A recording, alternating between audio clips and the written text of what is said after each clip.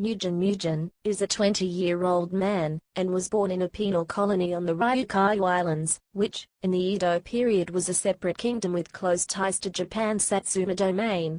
Incidentally, he writes his name using the infinity symbol, a pun on his name, which is a homophone of the Japanese word for infinite.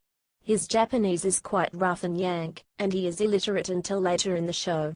Little is known about Mugen's childhood, and he states that it has been a long time since he can remember what it is like to have parents. In episode 20, Elegy of Entrapment, verse 1.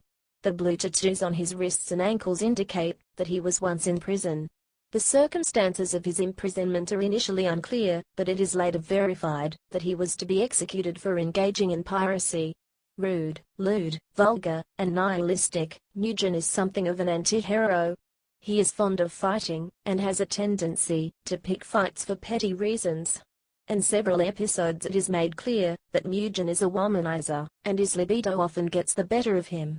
Character designer Kazuto Nakazawa stated in an interview, "When I was doing character design, the most difficult one was Mugen, as I expected.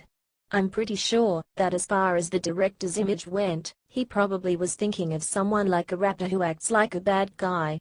But the way Mugen acts is relatively based on his core conviction.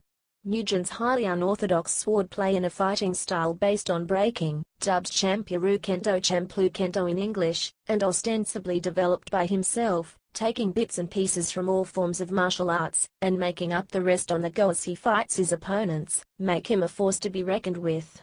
He carries two blades, his principal weapon a unique sword with a curved blade and a hilt with two prongs, sheathed across his back, and the other a small taunt concealed at the end of his scabbard, only resorted to as a trump card.